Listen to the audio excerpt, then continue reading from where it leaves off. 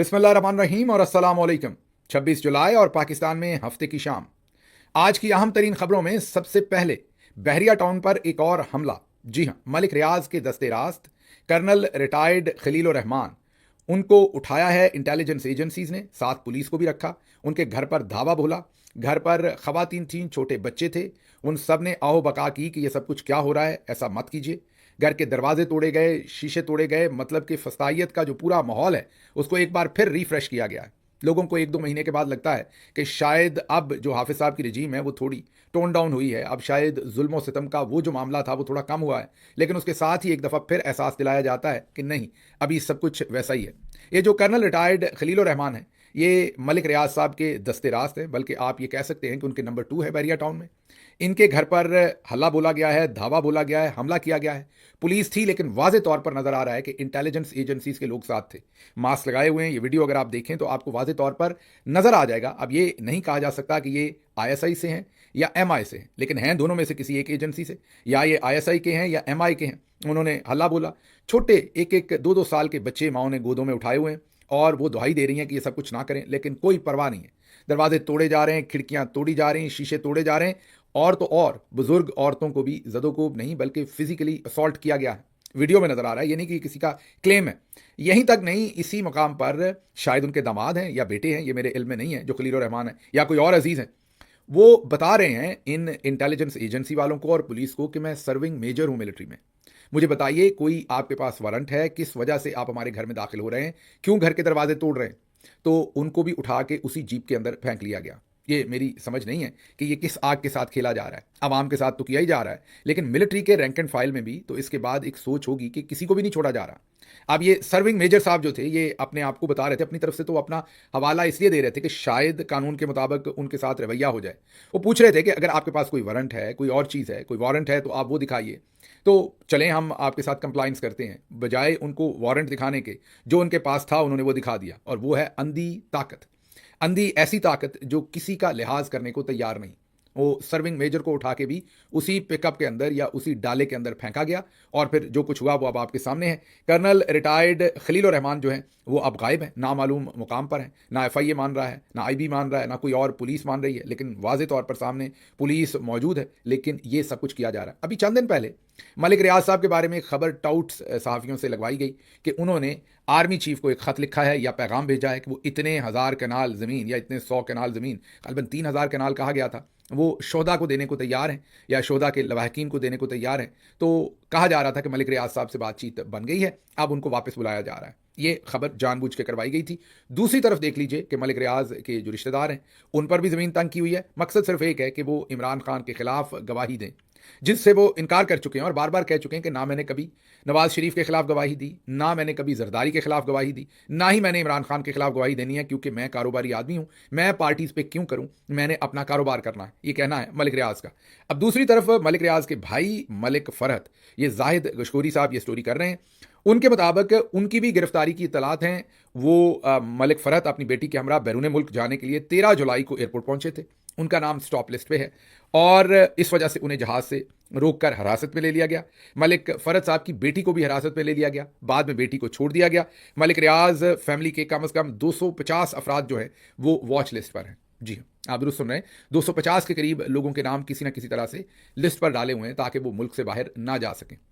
मलिक रियाज का, जैसे मैंने आपको बताया, कि वाहिद कसूर यही है। बाकी उनके जो कसूर हैं उसमें तो अगर वो कारोबारी तरीके से उन्होंने कुछ गलत किया तो उसमें तो ये खुद पार्टनर होंगे सारे काम में, क्योंकि इन्हीं के साथ मिलकर उन्होंने सारी उम्र काम किया है, कोई मरीख पर तो नहीं किया। लेकिन इस वक्त उनका कसूर यह है कि वो इमरान खान के खिलाफ गवाही देने को तैयार नहीं है, और उस गवाही को लेने के लिए हमने हर असूल तोड़ना है, हर ज़ाब्ता तोड़ना है, हर कानूनी इखलाकी समाजी मेयार जो है वो तोड़ना है। अच्छा, ये मुल्क में जो सब कुछ भी हो रहा है, ये जैसे कि इसाक डार साहब ने जो अटलांटिक काउंसिल में बैठ के कह दिया आफिया सदीकी साहबा के बारे में, आप पशेमा होने की एक्टिंग कर रहे हैं, वो भी आपको बताते हैं। लेकिन जो सब कुछ वो हो रहा है, जो सब कुछ मलिक रियाज के साथ हो रहा है, जो सब कुछ ओवरऑल मुल्क के अंदर हो रहा है, ये क्या field marshal general Asim Munir साहब को पता भी है कि नहीं? क्योंकि इमरान खान ने तो वाज़ेह तौर पर कह दिया है जेल से। आपको ये भी बता दें कि इमरान खान साहब के जो हालिया बयान थे 2 दिन पहले, 4 सहाफ़ी वहाँ मौजूद थे जिन्होंने उसके टिकर्स तरतीब दिए थे। जब उन चारों सहाफ़ियों ने वो टिकर्स अपने अपने चैनल्स को भेजे तो चैनल्स के कानों से धुएं निकल गए। क्योंकि उसमें वाज़े तौर पर निशाना जो है वो फील्ड मार्शल आसिम मुनीर के ऊपर था। वाज़े तौर पर इमरान खान ने, ये मैं वो वाला दिन कह रहा हूँ जिसमें इमरान खान साहब ने कहा था कि मुल्क में कोई लॉ नहीं है, कोई मार्शल लॉ नहीं है, सिर्फ आसिम लॉ है। ये उस दिन की बात है जिसमें उन्होंने कहा था कि आईएसआई को भी ये इस्तेमाल कर रहे हैं और अपना जो सारा असर रसूख है आर्मी चीफ के तौर पर वो भी इस्तेमाल कर रहे हैं और फौज के इदारे को भी इस्तेमाल कर रहे हैं। इमरान खान ने कहा था कि फौज के इदारे को बदनाम किया जा रहा है, इस्तेमाल करके अवाम के और उनके दरमियान में फ़र्क डाला जा रहा है। इसके अलावा भी बहुत कुछ शायद सीधी और सख्त बातें थी जो चैनल्स ने ऑन एयर करने से जाहिर है इनकार ही करना था। वहाँ पर जितना कंट्रोल है इस टाइम चौधरी साहब का, और वो रिपोर्टर्स ने बाहर भी रिपोर्ट नहीं की। तो इमरान खान साहब ने जेल में से जो बहुत ही कोई डायरेक्ट बातें की हैं वो अभी तक हमारे सामने नहीं आ सकी, लेकिन उन रिपोर्टर्स ने ये ज़रूर बताया है कि बहुत कुछ था जो हम लिख नहीं सकते, बोल नहीं सकते, आपको ऑफ द रिकॉर्ड भी बता नहीं सकते। तो एक तरफ इमरान खान दिलेरी से, मतलब उनकी एक किस्म की गर्दन के ऊपर छुरी रखी हुई है, तलवार रखी हुई है फील्ड मार्शल आसिम मुनीर ने, उसके बावजूद वो सच बोलने से गुरेजा नहीं है। दूसरी तरफ हम लोग हैं, अब मेरी बात कर लें, मैं किसी का नाम लूंगा तो फिर गुस्सा कर जाते हैं। पिछले दिनों एक बाबा जी भी चढ़ दौड़े थे 2-3 दिन पहले, और अभी उनके मेरे पास बेशुमार वॉइस नोट पड़े हैं जिसमें वो 2 महीने पहले, 3 महीने पहले मुझे इमरान खान का अजीम सिपाही, मुझे उम्मत मुसलमान का अजीम बेटा, और मुझे पता नहीं क्या कुछ कहते थे। मुझे कहते थे कि आप ही आखिरी उम्मीद हैं, यहाँ तो सारे बिक चुके हैं, आप ही इमरान खान के साथ खड़े हैं, आप ही आखिरी उम्मीद है। जी हाँ, मैं सवाती साहब की बात कर रहा हूँ। लेकिन 2 दिन पहले उनकी एक वीडियो मेरे सामने आई, हालांकि मैंने किसी चीज़ पर उनका कभी कोई नाम नहीं लिया, उन पर बात नहीं की, लेकिन जाहिर है मजबूर है, कहीं से उन्हें किसी ने कहा होगा तो उन्हें ये सब कुछ कहना पड़ा। किसने कहा वो देखने के लिए आपको सिर्फ इतना ही काफ़ी है कि वो किस चैनल से, किस जगह से ऑन एयर हो रहे हैं। तो उन्होंने ऐसी ऐसी बातें की जो अगर उनके वाकई दिल में थी, फॉर अ मोमेंट हम सोच लेते, हो सकता है वो सच ही कह रहे हो मेरे बारे में, मैं वाकई इतना बुरा इंसान हूँ, लेकिन अगर वाकई उनके दिल में थी तो ये मुझे इमरान खान का अजीम सिपाही और आखिरी उम्मीद, और बाकी सब तो जा चुके हैं, बाकी सब तो बिक चुके हैं, आप ही से उम्मीद है, आप ही खड़े हैं, हम आपके साथ खड़े हैं, आप हमारे साथ खड़े हैं, हमने मिलकर ये सब कुछ करना है। ये सब जो वॉइस नोट करते थे, जो मैसेजेस करते थे मुझे, और मुझे बताते थे कि उन्हें मुझसे बड़ी उम्मीदें हैं, तो तब सब कुछ क्या था। बहरहाल उनकी जो बहुत सारी बातें हैं, हर एक का जवाब मेरे पास है। जो उन्होंने बहुत सारी आग उगली, जो उन्होंने बहुत सारे इल्ज़ामात लगाए, जो उन्होंने बहुत सारी बातें की, एक एक बात का मेरे पास जवाब है, बल्कि जवाब से ज़्यादा मकदार में असलहा है। मैं कभी भी कोई बात शुरू नहीं करता जब तक मैं उसकी तैयारी ना कर चुका हूँ। तो तैयारी करने के बाद ही अब मैं दोबारा उनको रिस्पॉन्ड करूँगा, लेकिन इस वक्त रिस्पॉन्ड नहीं करूँगा। उसकी वजह यह है कि 5 अगस्त को हमारा एहतजाज है। उससे पहले इमरान खान साहब ने वाज़े तौर पर यह डायरेक्शन भेज दी है कि पार्टी के अंदर के इख्तलाफात को ख़त्म कर दें। एक और साहब हैं, उन्होंने भी उल्टा सीधा बयान दिया है, उनको भी फ़िलहाल जवाब नहीं दूंगा, क्योंकि मैं इमरान खान को अपना लीडर मानता हूं, और ये जो दोस्त हैं ये खुशकिस्मती से या बदकिस्मती से मेरे साथी हैं उसी जमात के अंदर। इसलिए इस वक्त क्योंकि इमरान खान जिस तरह की जेल काट रहे हैं और जितने मुश्किल हालात में, उसमें इनके मुझ पर इल्ज़ामात लगाने, मेरे वापस इन पर इल्ज़ामात लगाने, लड़ाई करने, हो सकता है उससे एहतजाज को कोई फ़ायदा या नुकसान ना हो या हो भी, लेकिन इमरान खान की फिर हुक्म अदूली होगी, जो उन्होंने जेल से कहा है कि आपने आपस में एक दूसरे से फिलहाल इख्तलाफात भूलने हैं और 5 अगस्त का जो एहतजाज है उसे हर सूरत कामयाब बनाना है। मैं उसमें लगा हुआ हूँ। इंटरनेशनली जो कुछ हम कर सकते हुए वो करेंगे, और पाकिस्तान में जो भी सपोर्ट हम फराहम कर सकते हुए वो करेंगे, जाहिर है। लेकिन 5 अगस्त के बाद जिसको जवाब देना हुआ उसको जवाब देंगे, क्योंकि अब इमरान खान साहब ने मना कर दिया। इनको अगर मैं इस वक्त जवाब दूंगा तो फिर इनके पास बड़ा अच्छा हथियार होगा। ये देखें, बाहर बैठ के एहतजाज के वक्त ये चीज़ों को डिवाइड कर रहे हैं। तो आप इसको फ्लिप करके भी ये सोचिए कि इन्होंने इंतजार नहीं किया। मैंने तो खैर किसी का नाम भी नहीं लिया किसी चीज़ के लिए, पता नहीं ये इनकी दाढ़ी में तिनका कहाँ से आ गया, इनको कहाँ से लगा, ये इनके बारे में बात थी, तो ये तो अब इनको जवाब देना पड़ेगा। मैंने तो किसी का नाम भी नहीं लिया था। लेकिन बार मुख्तसर बात यह कि अभी आपको जवाब नहीं दूंगा, आपको जवाब दिया जाएगा, भरपूर दिया जाएगा, लेकिन इमरान खान साहब के हुक्म को मानते हुए 5 अगस्त का कम से कम इंतजार किया जाएगा। पहले हम देखें कि हम एहतजाज में क्या करते हैं, उसके बाद आप भी इधर हैं, हम भी इधर हैं, आपके किए हुए मैसेजेस भी इधर हैं, और हम तो वैसे ही आपको पता है कि कुछ शहर दे लोग भी जालम सन, कुछ सानू मरण का शौक भी सी। अगली इसी खबर की तरफ चाहते हैं कि क्या जो हमारे फील्ड मार्शल साहब हैं वो उनको पता है कि ये सब कुछ हो रहा है। अब आप कहेंगे ये कैसी अहमकाना बात कर रहे हैं, फील्ड मार्शल ही तो करवा रहे हैं, तो पता कैसे होगा या नहीं। नहीं, आपको अगली खबर देते हैं, उससे आपको लगे कि हो सकता ना पता हो।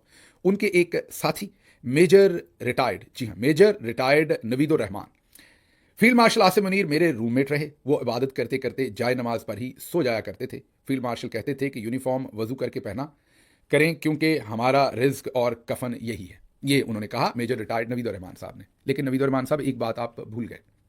ये जो बात आप कर रहे हैं ये शायद तब की कर रहे हैं जब आसिम मुनीर साहब कोई 25 से 30 साल की उम्र में हों, मैक्सिमम 32 से 30 साल की उम्र में होंगे।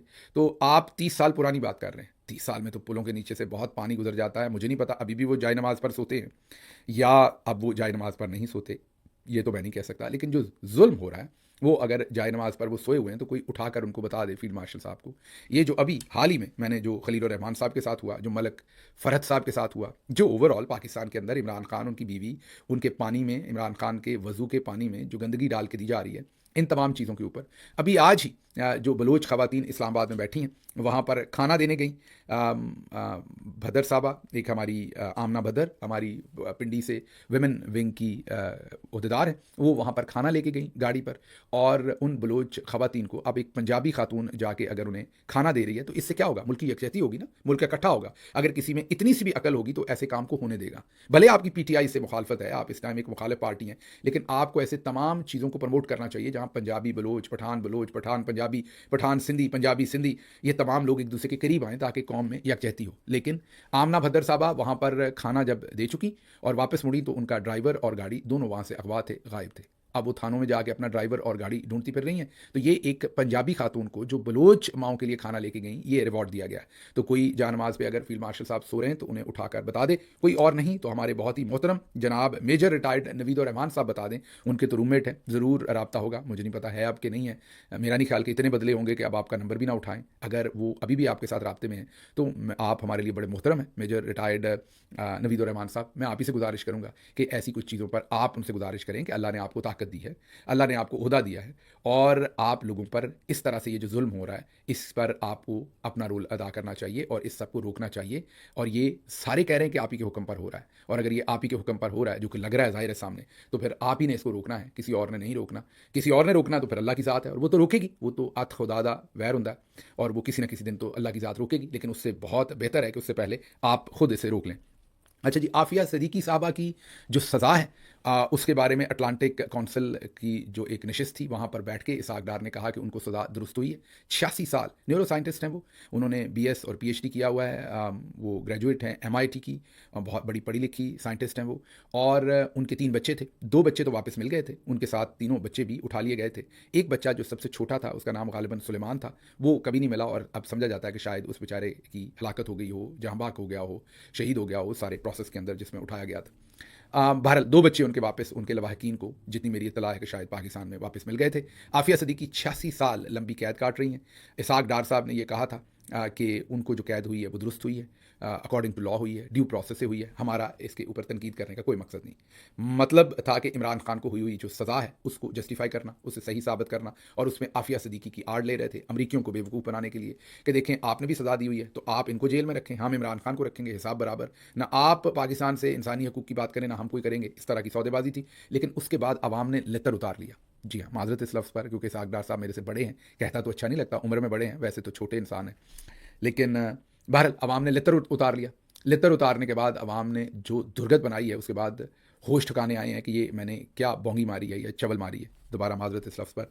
तो उसके बाद अब नई स्टेटमेंट जारी की है कि मेरे गुज़िश्ता रोज़ Atlantic council think tank Washington में इमरान खान के केस के बारे सवाल के जवाब में डॉक्टर आफिया सदीकी के केस के हवाले को सियाको सबाक से हटकर लिया जा रहा है। नून लीग की हुकूमतों के अदवार में हम हमेशा आफिया सदीकी की रिहाई के लिए तमाम तर सफारती और अदालती मुआवनत फ्राहम करते रहे हैं और आइंदा भी करते रहेंगे जब तक रिहाई का मामला हल ना हो जाए। हर मुल्क के अदालती कानूनी तरीक़ाकार होते हैं जिनका एहतराम किया जाता है और जाना चाहिए, वो पाकिस्तान में हो या अमेरिका। डॉक्टर आफिया सदीकी की रिहाई के मामले पर हमारी हुकूमत का मौक़िफ़ दो टोक और वाज़ेह है। ये आपकी मेहरबानी।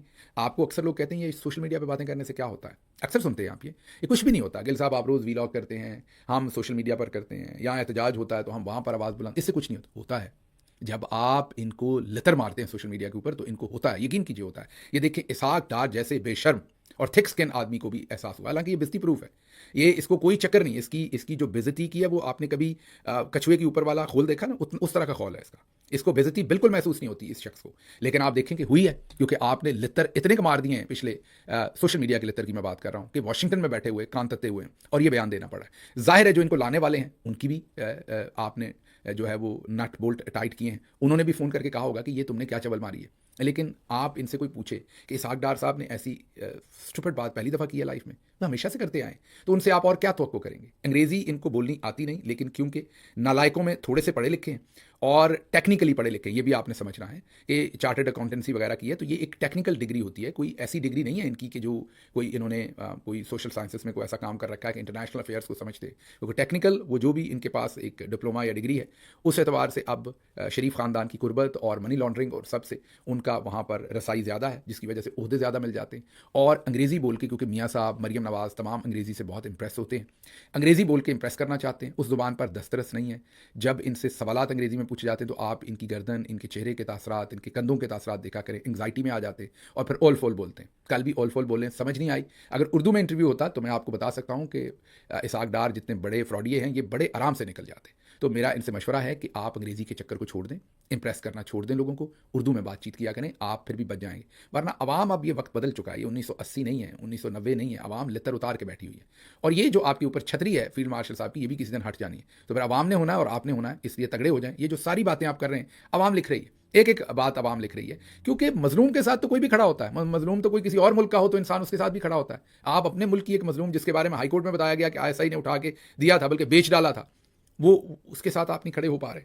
बहरहाल इसके बारे में हम यही कह सकते हैं कि जो कुछ चल रहा है। अच्छा, आखिरी बात जो हमने अपने बहुत ही मोहतरम मेजर रिटायर्ड नवीद रहमान साहब से रिक्वेस्ट करनी है, फील्ड मार्शल साहब को बताएं, अगर वो सोए हुए हैं तो उठा के बताएं कि पंजाब पुलिस ने 26 नवंबर को, अब 8 महीने हो चुके हैं, जिनके दिल में गोली मार के शहीद किया था, सर में गोली मारी थी जो नीचे दिल तक पहुंची थी।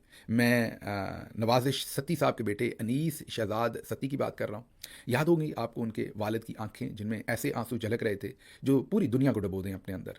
मैंने इतनी गमगीन आंखें शायद बहुत कम बार ज़िंदगी में देखी हैं। नवाजिश सत्ती साहब की वो आंखें आप सबको याद होंगी, याद रखिएगा, अभी भूलिएगा मत। लेकिन उनके बेटे शहजाद सत्ती पर 8 महीने शहादत के बाद अब आपकी पंजाब पुलिस ने वॉल चॉकिंग करके, इमरान खान की रिहाई के लिए वॉल चॉकिंग करके बदअमनी फैलाने का नया मुकदमा दर्ज किया है। ये अब उनको कोई बताए कि बच्चा 8 महीने पहले शहीद हो चुका, वो अब वॉल चॉकिंग नहीं कर सकता। लेकिन अगर उन्हें लगता है कि वो अपनी कब्र से निकल के आके वॉल चॉकिंग कर रहा है, तो फिर भी कोई बता दे। ये भी फील्ड मार्शल साहब से पूछना पड़ना है कि ये सब कुछ क्या हो रहा है, क्यों हो रहा है। तो अगर कोई उन्हें जगा के बता सके तो बता दीजिएगा। आखिरी बात आपके सामने रख देते हैं, बंदूक का मुकाबला बंदूक से। डॉक्टर अमजद अली, ये इन्होंने कहा था कि मज़ा तब आता है जब बंदूक का मुकाबला बंदूक से होता है। निहत्ते को तो आप गोलियां मार के शहीद कर देते हैं। ये 26 नवंबर के बाद उन्होंने ये तकरीर की थी खैबर पख्तूनख्वा में और बहुत मशहूर हुई थी। तो उन्होंने कहा था कि जब बंदूक का मुकाबला बंदूक से होता है तो फिर लाशें गधों पर वापस आती हैं। ये उनका कहने का, ये उनका पूरा जुमला था जो उन्होंने कहा था। साहब, जनाब स्पीकर साहब, जब बंदूक का मुकाबला बंदूक से होता है तो फिर लाशें गधों पे आती है। जाहिर है उसके बाद उन्हें टारगेट कर लिया गया है और अब उनको नैब का नोटिस भेजा गया है ताकि उनको भी बताया जा सके कि आपने जो सख्त स्टेटमेंट दी उसके बाद आपको माफ़ी नहीं है। ये सब कुछ क्या हो रहा है ये कोई उनको बताए, हम बताएंगे तो फिर कहेंगे कि हम इंतशारी हैं, जो कि कहते ही हैं। उसको हमें तो उस ब्रैकेट में डाल दिया गया, उसमें से बाहर नहीं निकाला जाएगा। लेकिन कोई कम अज़ कम इनको बताए कि ये बेचारा जो अनीस शहजाद सत्ती शहीद है, वो 8 महीने पहले कब्र में दफन हो चुका, वहाँ से निकल के वॉल चॉकिंग नहीं कर सकता आप। उसके ऊपर ये जो मुकदमा आपने दर्ज किया है, या अभी आमना भद्दर के साथ जो कुछ आपने किया है, या अभी डॉक्टर अमजद के साथ बंदूक का मुकाबला बंदूक। हालांकि आपको याद होगा डेरा इस्माइल खान से हमारे कर्नल साहब अगवा हुए थे, तालिबान ने उनके सर पर बंदूक रखी थी, उन्होंने वो बयान दिया था जो तालिबान को चाहिए था। मतलब बंदूक वालों की मर्जी का उन्होंने बयान दिया था। तो बंदूक का मुकाबला जब जब बंदूक से होता है तो रिजल्ट और होता है, बंदूक का मुकाबला निहत्ते से होता है तो रिजल्ट और होता है। तो इसलिए मेहरबानी कीजिए, रीथिंक कीजिए ये आप क्या कर रहे हैं और मामलात को कहाँ तक लेकर जा रहे हैं। मुझे यहाँ से इजाज़त दीजिए। अल्लाह आपका हामी और नासिर हो। पाकिस्तान जिंदाबाद।